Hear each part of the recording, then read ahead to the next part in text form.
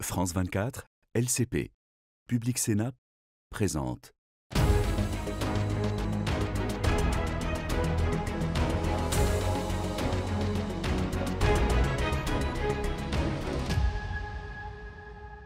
Bonjour à tous et merci de nous rejoindre pour Ici l'Europe, une émission qui vous est proposée par France 24 et les chaînes parlementaires Public Sénat et LCP. Nous allons vous proposer un grand débat consacré à la recherche contre le cancer. Et d'ailleurs, nous allons aussi parler recherche tout de suite en compagnie de notre grande invitée. Nous sommes à Copenhague, capitale du Danemark, au ministère des Sciences et de l'Éducation supérieure avec la ministre Christina Egelund. Bonjour. Bonjour. Vous êtes bonne francophone, on l'entend passer par la Sorbonne. Vous avez été 3 ans députée pour le parti des modérés avant d'intégrer le gouvernement de la social-démocrate Mette Frederiksen, une coalition tripartite entre socialistes et donc centre-droit. Le Danemark et ses 6 millions d'habitants ont souvent dit non à l'Europe, non à l'euro, non à Maastricht, non aussi à la défense commune. C'est en train de bouger. Et puis vous détenez effectivement la présidence tournante de l'Union européenne jusqu'à décembre prochain, une présidence particulièrement intense en effet. Quelles ont été vos priorités finalement ? Juste pour l'historique, c'est vrai qu'on a eu quelques exceptions dans le temps avec notre engagement dans l'Union européenne. Je pense que là, les sondages récents montrent que les Danois sont parmi les plus favorables dans l'intégration européenne. Donc ça a aussi changé avec le temps et je pense que les changements géopolitiques ont tout à fait là-dedans. Alors depuis le 1er juillet, on tient la présidence de l'Union européenne dans un moment crucial pour l'Europe, avec une guerre sur le terrain européen, avec une compétition au niveau technologique mondial qui est intense et qui nous demande beaucoup.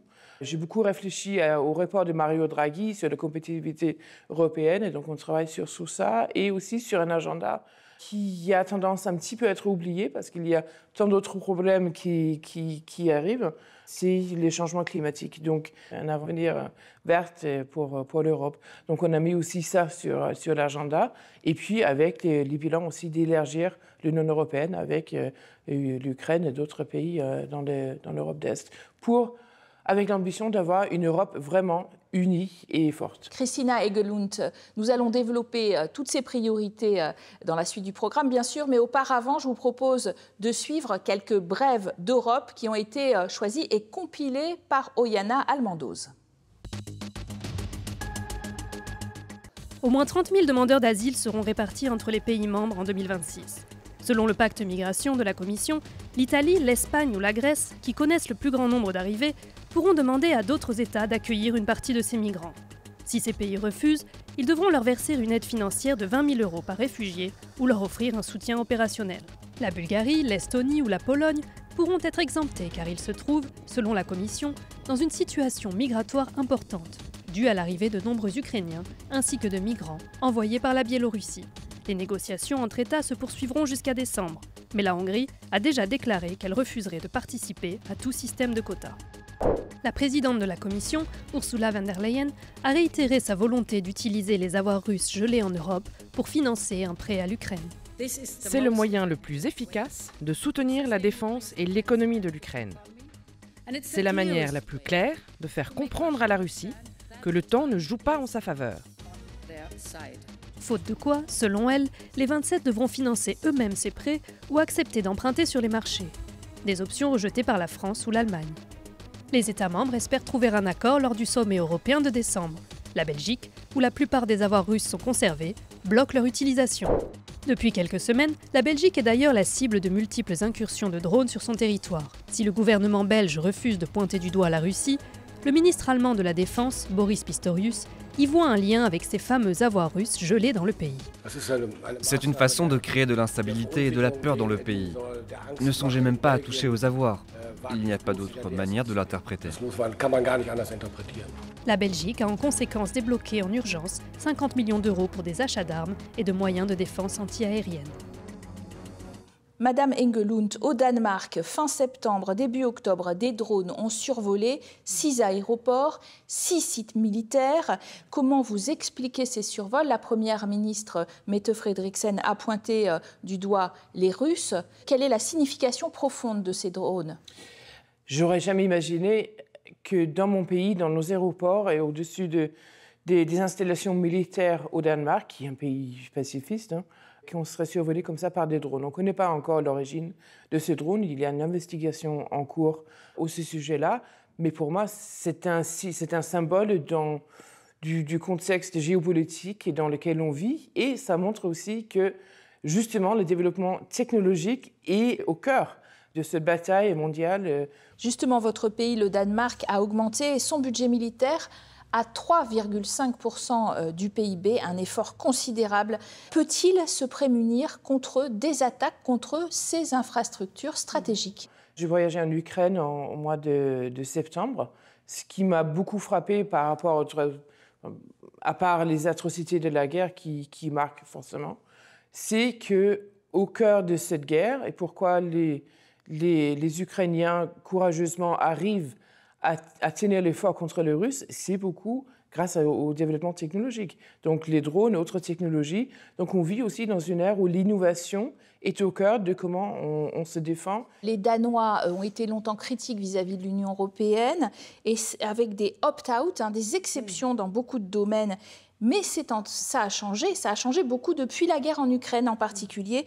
Vous avez par référendum réintégré en 2022 la politique de sécurité et de défense commune de l'Union européenne. Ça veut dire que vous voulez vraiment une autonomie pour construire des armes et des armes européennes, c'est la question, parce que vous achetez beaucoup américain. On va réétablir une industrie militaire et de défense en Europe qu'on n'a pas eu, en tout cas pas assez fort qu'on le souhaite. On va aussi faire ça dans mon pays. Nous, on a pendant beaucoup d'années pas assez investi dans notre défense. Là, on est en train de monter, on a beaucoup monté, on investit beaucoup, avec le but aussi dans l'OTAN d'arriver en 2030 à investir 5% de notre BNP. On va y arriver et c'est une priorité, c'est la priorité numéro 1 pour ce gouvernement. Et là-dedans, c'est clair qu'il est crucial de réinvestir, reconstruire une industrie européenne aussi au sujet de la défense. Et là-dedans, encore une fois, les technologies modernes de défense sont complètement cruciales. Alors précisément, Christina Engelund, la Commission européenne entend construire un mur de drones. Vous encouragez finalement l'utilisation de ces biens à double usage, les transformer pour des usages militaires, les drones par exemple? Absolument. Je pense qu'on est dans un contexte et dans un moment dans l'histoire où investir dans la recherche uniquement pour un usage civil, c'est un luxe qu'on ne peut plus vraiment se permettre. Et d'ailleurs, vous êtes favorable à ce que le programme Horizon Europe, doté de 100 milliards d'euros sur 7 ans, puisse justement contenir ces biens à double usage, parce que les chercheurs européens n'y sont pas forcément favorables. Ils ont l'impression qu'on va leur enlever un peu d'argent. Moi, je suis favorable. Tout à fait, le gouvernement danois est favorable. Après, quand cela est dit, chaque chercheur individuel, forcément, prend ses décisions avec sa propre conscience de ce qu'il veut faire et pas faire avec son travail. Forcément, cette liberté-là reste à respecter. Mais il faut en Europe qu'on ouvre nos yeux par rapport aussi aux menaces qui sont là et le rôle qui jouent les technologies et donc la recherche dans ça. Il ne faut pas être naïf face au développement en Chine ou en Russie ou en Iran, par exemple. Et il faut qu'on soit à l'auteur aussi de pouvoir nous protéger aussi avec des technologies critiques. Vous avez déclaré qu'il faut que nous, les Européens, nous devenions plus autonomes aussi sur l'intelligence artificielle. Pour l'instant, elle se développe à très très grande vitesse aux États-Unis, d'ailleurs sur fond de dérégulation décidée par l'administration Trump. Est-ce qu'on va pouvoir rester dans la course? Est-ce que c'est le modèle à suivre aussi? Il faut absolument rester dans la course. L'intelligence artificielle, c'est probablement la nouvelle technologie qui vient avec le pouvoir transformatif le plus fort qu'on a connu depuis très très longtemps. Et qui génère de la croissance d'ailleurs. Peut-être depuis la révolution industrielle.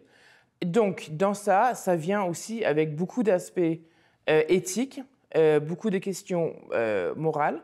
Moi, je voudrais que l'intelligence artificielle appliquée en Europe pose sur des valeurs européennes, c'est-à-dire un respect pour l'individu, l'humanité, des valeurs démocratiques, transparence. Et donc, il est, pour moi, complètement crucial que justement, on arrive à développer des plateformes du AI en Europe qui posent sur des valeurs européennes. Je pense que non seulement les Européens, mais que le monde en a besoin.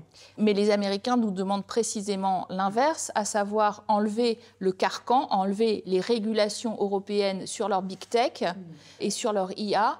Et ça, est-ce qu'on s'apprête à le faire? Est-ce que nous-mêmes, quand on parle de simplification en Europe, ça veut dire aussi se débarrasser de toutes les règles? Non, pas forcément, parce que là, il y a aussi des pouvoirs en jeu. C'est-à-dire, est-ce qu'on veut laisser ça aux mains non seulement d'un autre pays, les États-Unis, mais des grosses entreprises, avec un leadership qui n'est pas élu démocratiquement, qu'on n'a pas choisi, et donc on ne contrôle pas les valeurs quand on parle d'intelligence artificielle. Donc, investissement aussi là, dans les infrastructures européennes. Si on veut arriver à faire ça, ça va aussi dire un changement d'esprit dans tous les capitaux en Europe. C'est-à-dire, par exemple, investir dans les ordinateurs du AI en Europe, ça coûte très cher, ça consomme beaucoup d'énergie. On ne va pas en avoir 27 en Europe. Mais peut-être, quand on parle de gigafactories, on parle d'en faire 5 en Europe. C'est-à-dire, il va falloir savoir en partager. C'est-à-dire, à Paris, comme à Copenhague, la première question, le premier but, ce n'est pas de les avoir sur notre terrain, en France ou au Danemark, mais être prêt à investir, est-ce que ce soit en Europe, et être content si ça vient en Belgique ou en Suède ou en Espagne ou ailleurs. Alors, vous êtes aussi ministre de l'enseignement supérieur au Danemark. La France propose d'interdire justement les réseaux sociaux aux moins de 15 ans qui nuisent à leur santé mentale, regorgent de fake news, sont des outils de radicalisation aussi parfois. Vous êtes aussi en train de légiférer sur ces questions-là au Danemark. Dans quel sens et comment justement protéger mieux les Européens ? Alors, nous avons décidé, le gouvernement, avec une bonne majorité dans notre Parlement, d'interdire ces réseaux-là aux jeunes, aux enfants de moins de 15 ans. Pourquoi? Parce que c'est en train de prendre l'enfance de nos enfants, tout simplement. Je pense qu'on connaît tous, on arrive dans un endroit avec des enfants. Dans mon enfance, on jouait ensemble, on était dehors, on faisait du vélo, on faisait du sport. On était actifs ensemble. Dans l'hiver, les hivers ici sont plus difficiles que ce que vous connaissez en France. On jouait ensemble à l'intérieur, on faisait des jeux. Là, on arrive dans un endroit, des enfants, chacun avec leur petit écran. Moi, je pense que ça ne fait pas du bien à nos enfants. On veut enlever ça de leur vie. Le Danemark, vous dites, a besoin d'ailleurs, en parlant de jeunes, d'étudiants étrangers supplémentaires parce qu'il y a une concurrence pour attirer ces jeunes qui est féroce en Europe. Et pourtant, j'ai envie de dire, par ailleurs, pour votre gouvernement, la politique migratoire est l'une des plus restrictives d'Europe. Et vous voulez un modèle zéro immigration. Est-ce que ça ne va pas décourager les jeunes talents de se tourner vers ce pays qui change d'image ? Absolument pas. Alors, le Danemark est comme beaucoup d'autres pays en Europe. On est challengé sur les démographies, c'est-à-dire qu'on est peu, on va devenir encore moins.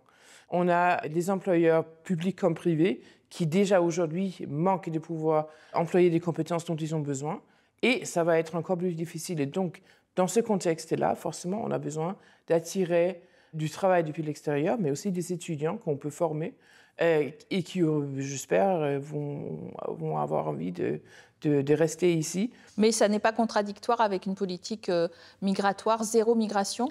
Je pense qu'il faut distinguer entre les gens qui viennent pour travailler ou étudier et la migration. C'est justement un des problèmes dans ce débat-là, c'est qu'on a un peu tendance à tout mélanger. Le Danemark est un petit pays, on a une économie ouverte, on dépend des collaborations internationales, donc absolument ouvert aux étudiants et aux gens qui veulent venir pour travailler. Vous insistez beaucoup sur la cause de l'espace. Starlink d'Elon Musk s'est avéré un outil incontournable pour les Ukrainiens dans leur guerre contre la Russie. Côté européen, Ariane lance des satellites, bien sûr, avec succès, mais à un rythme moindre par rapport aux Américains. Comment accélérer avant que l'espace soit plein à craquer, saturé par des objets non européens? Alors ça, très important. Juste un chiffre. Parmi les plus de 10 000 satellites qui sont aujourd'hui en fonction autour de la Terre, il y a plus que la moitié qui sont émis par Starlink. Donc ça montre quelque chose sur la dominance de Elon Musk sur l'espace. Donc pour moi, investir ensemble en Europe dans les infrastructures d'accès en espace, mais aussi dans les industries d'espace en Europe, où je sais qu'aussi que la France, il y a une importante industrie aussi pour des raisons historiques et d'espace qui sont très importantes pour l'Europe, est encore une fois une technologie qui n'est pas juste une technologie pour améliorer la vie sur la Terre, etc., mais qui est cruciale dans la bataille mondiale dans laquelle on se trouve, et donc pour l'indépendance, l'autonomie de notre continent. Dernière chose, Christina Engelund, ministre de l'Enseignement supérieur et de la Recherche, vous voulez toujours plus d'innovation, on l'a entendu, investir dans l'espace, dans l'intelligence artificielle, dans la défense, mais tout cela génère des CO2. Et est-ce que l'Europe, finalement, a aussi des ambitions écologiques? Est-ce qu'il ne faut pas aussi diminuer un peu nos productions pour avoir ces ambitions écologiques? Je suis un peu inquiète quand on regarde le bilan aussi dans tous les différents pays en Europe, y compris le mien. La question verte diminue un peu dans l'importance aussi aux yeux des citoyens, ce qui est relativement grave parce que la crise climatologique n'est pas disparue, elle est encore là. Et comment on va résoudre ça?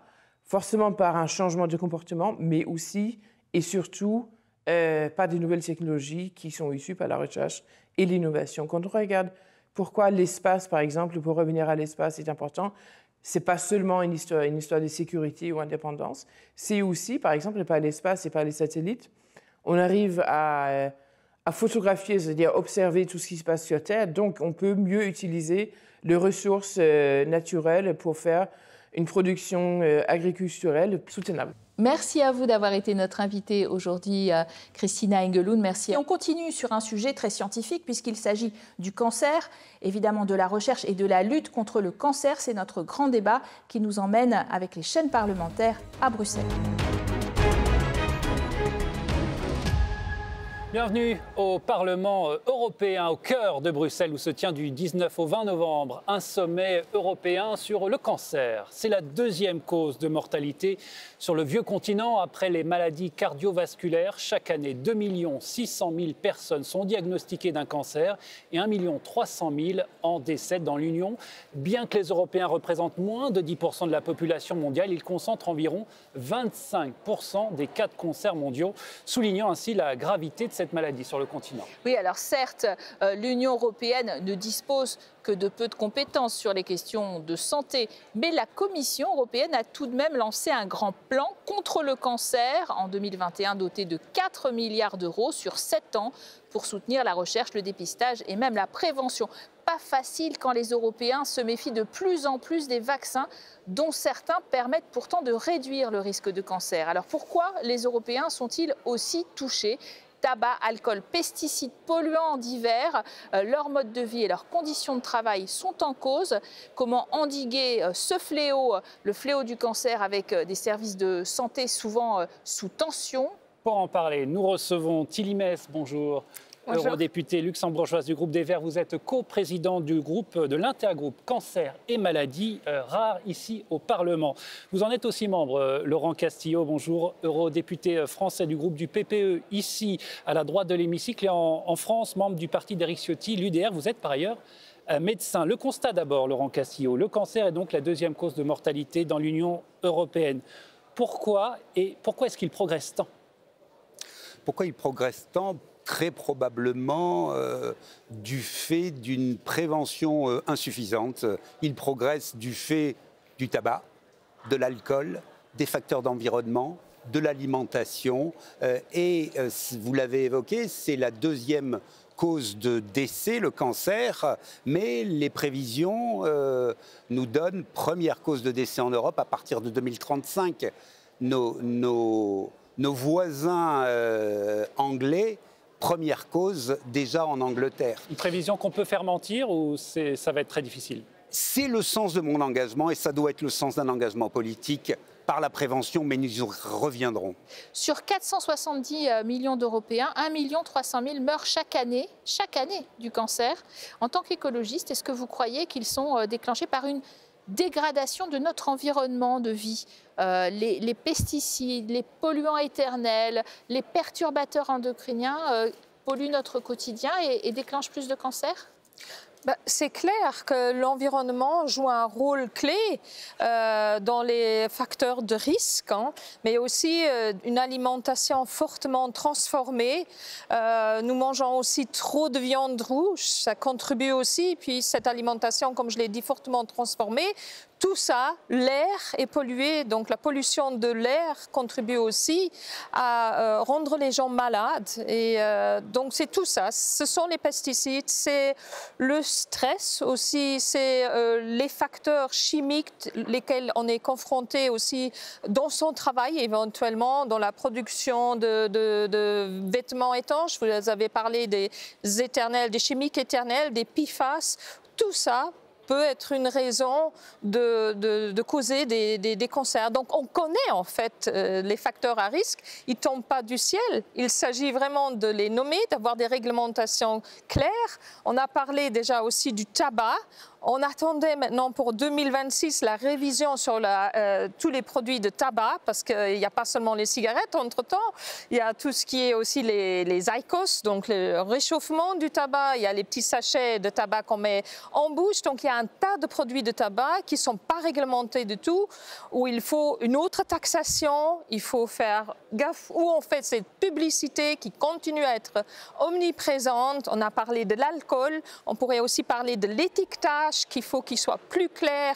Et pour cela, il faut tout ça. Des réglementations plus fortes. Laurent Castillo, d'après l'Organisation mondiale de la santé, le taux d'incidence en Europe s'est élevé à 280 sur 100 000 en Europe en 2022. C'est un taux nettement supérieur à celui observé, par exemple, en Amérique latine, 186. Qu'est-ce qui se passe? On est pénalisé par quoi? On est trop développé et donc trop pollué? Alors probablement, on est trop développé. On s'aperçoit que c'est j'ai failli dire un luxe des pays riches, malheureusement. On n'a pas cette même incidence dans les pays africains. On l'a évoqué, un cancer sur deux aujourd'hui serait évitable. Alcool, tabac, environnement, alimentation. Et ça, c'est une spécificité européenne. Obésité, alimentation surtransformée, trop de gras, la sédentarité, trop de sel, trop de sucre. Tous ces facteurs de pays évolués, le marqueur, c'est l'augmentation du nombre de cancers. Il y a aussi des disparités entre pays.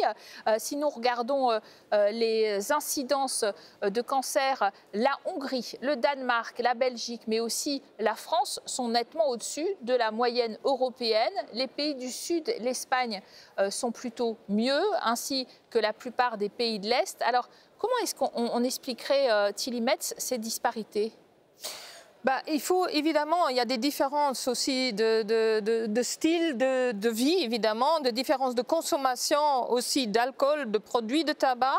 Le mouvement, on a dit aussi, donc le fait de bouger, d'avoir une vie plus saine, d'avoir plus recours à la mobilité douce au lieu de tout faire en voiture. Donc tout cela, ça joue. Ça commence aussi par l'urbanisation, permettre aux gens de prendre avec sécurité leur vélo. Ça peut jouer aussi avoir une vie plus saine, c'est qu'il y a une influence évidemment aussi sur la santé. Et puis il y a des différences aussi au niveau de l'accessibilité de ces produits et des contrôles qui y sont effectués.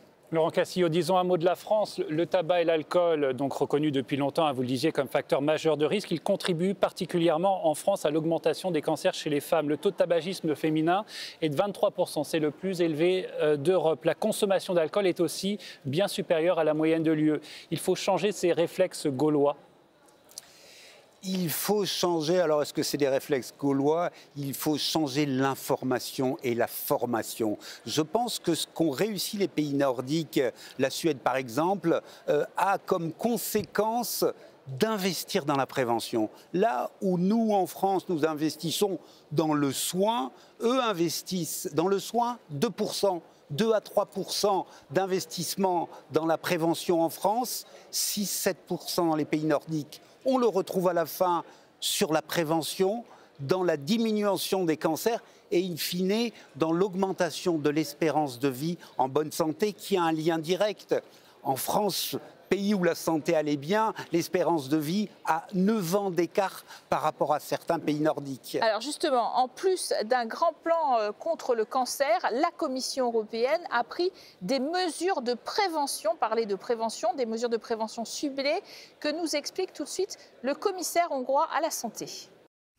Environ 40% des cas de cancer peuvent être évités par la prévention. L'an dernier, les États membres ont adopté 2 recommandations importantes. Une sur les environnements sans tabac ni vapotage pour mieux protéger contre les effets du tabagisme passif. Deuxièmement, une recommandation sur la prévention vaccinale de certains cancers. Notre objectif est notamment que 90% des jeunes filles dans l'Union soient vaccinées contre le papillomavirus d'ici 2030. On n'y est pas, hein, Tilimex, papillomavirus qui peut déclencher un cancer de l'utérus, précisons-le. Le commissaire hongrois que vient de voir, c'est un proche d'Orban qui lui-même a un passé de vaccinoscepticisme. Et le vaccinoscepticisme est en train de monter en Europe. Vous êtes d'accord que ça va poser problème justement pour ces campagnes de vaccination ? Je pense qu'il est très important de faire un travail sérieux de sensibilisation et d'information. Justement, la vaccination contre le papillovirus, quand je vois même au Luxembourg que les campagnes de sensibilisation sont quand même plutôt discrètes. Donc il y a des grandes différences encore au sein de l'Union européenne sur la sensibilisation et l'information. Notamment, on parle là surtout des filles, mais il faut aussi vacciner les garçons par rapport au papillovirus. Donc il y a beaucoup encore de méconnus. Il est important, évidemment, que les gens aient confiance dans cette vaccination.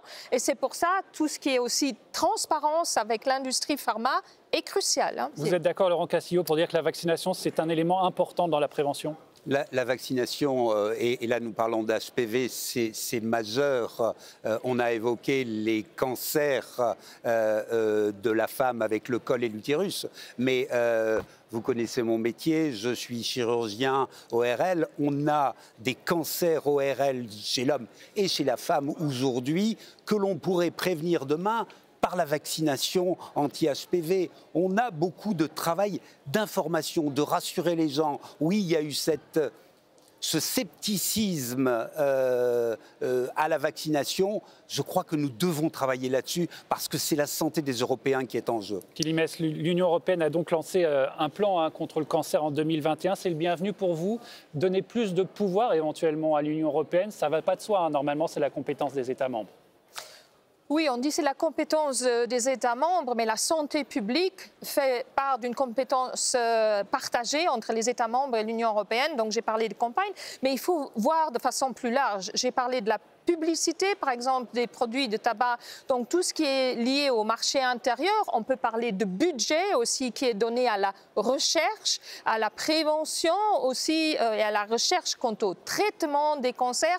Donc tout ça, ça se fait quand même au niveau européen. Donc c'est le budget, c'est la publicité, c'est des campagnes d'information. Dire que l'Union européenne n'a pas de compétences, c'est toujours un peu une excuse pour ne rien faire. Mais ce n'est pas le cas si on a une approche plus large aussi sur les taxations minimales, par exemple sur les produits de tabac ou sur le labeling, sur l'étiquetage. Donc là, c'est plein de domaines où l'Union européenne a de la compétence et où on pourrait agir davantage. Alors de fortes disparités persistent, en tout cas dans les politiques de dépistage entre les États membres. En Espagne, le mois dernier, un scandale a éclaté en Andalousie. Les autorités de la région, menées par le Parti populaire de droite, ont reconnu qu'au moins 2300 femmes avaient été affectées par des problèmes de dépistage du cancer du sein. À Séville, une manifestation a réuni plusieurs milliers de manifestantes. Écoutez. J'ai fourni tous les documents nécessaires pour les examens qu'il devait me faire à l'hôpital public. Au bout de 2 mois, il ne m'avait toujours pas reçu, même pas pour un premier rendez-vous. Finalement, je suis allée en clinique privée et j'ai été prise en charge. Mon cancer du sein était métastatique. Ils ont dû l'enlever rapidement. Nous insistons sur le fait qu'il ne peut pas y avoir de système de santé publique qui nous laisse tomber. Car la vie d'une seule femme en vaut la peine et il y a des milliers de femmes. Laurent Castillo, voilà ce qui se passe quand on coupe dans les budgets de la santé, comme on l'a fait ces dernières années. L'Europe de l'austérité, c'est l'Europe du cancer. L'Europe de l'austérité dans les pays, quand on est en difficulté financière, la première chose sur laquelle on coupe, c'est la santé. Et c'est un exemple, tout à l'heure vous avez évoqué ce qui appartient aux États membres, ce qui appartient à l'Union européenne. Là, il s'agit d'une compétence nationale. L'organisation nationale dépend du pays. L'Europe doit trouver sa place là où un pays est insuffisamment faible. La prévention, c'est du long terme. Je pense que là, l'Europe a toute sa place. La recherche et le développement, elle doit être commune. La place de l'intelligence artificielle en santé, elle doit être commune. Et c'est là que la force des 27 pays de l'État membre doivent se mettre ensemble. Cette problématique que nous avons vue en Espagne, c'est une problématique de moyens pour son système de santé au niveau national. On pourrait quand même s'imaginer que l'Europe donne aussi des standards très clairs d'accès aux soins et aussi au diagnostic et à la prévention. Donc aussi, quand j'ai parlé tantôt de la recherche, maintenant on est en train de demander au niveau européen pour la recherche, pour les nouveaux médicaments, vraiment une optimisation du traitement. Donc de les rendre plus abordables au point de vue prix et d'éviter davantage les effets secondaires. Donc on parle au niveau européen bien aujourd'hui d'individualisation, de personnalisation de la médecine et d'optimisation dès lors des traitements. Et ça, c'est quelque chose qu'on peut faire et demander et qu'on va demander au niveau européen. Laurent Castillo, on voit que les causes, elles sont, et les risques, ils sont sanitaires, environnementaux. Est-ce qu'il n'y a pas aussi un risque politique? On parle beaucoup de simplification ces derniers temps, notamment au niveau de la Commission. On a vu passer des propositions de la Commission pour simplifier, par exemple, les réglementations sur les cosmétiques, en disant que les produits qui ne seraient pas ingérés ne présenteraient pas forcément de risques. Est-ce qu'il faut faire attention aussi à cela, à ne pas aller trop loin sur ces sujets-là? Alors, la Commission, la science est là. La science est là et je suis professeur de médecine, vous le savez. Je veux dire, il faut se baser sur les éléments de la science. J'ai l'impression qu'à des moments, nous avons un éléphant dans la pièce, l'alcool, le tabac, l'obésité, et que nous allons regarder la petite souris qui joue un rôle. C'est le perturbateur endocrinien, la petite souris. Hein. Je ne parle pas des... Je veux dire, il y a probablement des éléments sur lesquels on doit jouer. Mais jouons aussi et surtout sur ceux qui sont identifiés. Bien sûr que les PFAS jouent un rôle majeur dans la santé de nos concitoyens aujourd'hui et demain. Je ne vous dis pas l'inverse. Alors, Madame Metz, vous êtes un peu plus critique peut-être sur ce dossier. Non, je pense qu'on est effectivement... La simplification, si elle aboutit à une dérégulation, alors on est à côté de la plaque. Et pour le moment, c'est quand même quelque chose qui se passe par rapport, on a parlé de l'environnement, on n'a pas réussi à avoir une réglementation sur l'utilisation de moins de pesticides, une utilisation plus responsable. Donc, en fait, notre mission première en tant qu'Union européenne et un des grands atouts qu'on avait, c'est justement ces réglementations sont là pour protéger les citoyennes et les citoyens et pour prévenir justement les maladies. Donc, si la simplification conduit à la dérégulation, c'est un clair non de la part du groupe des Verts.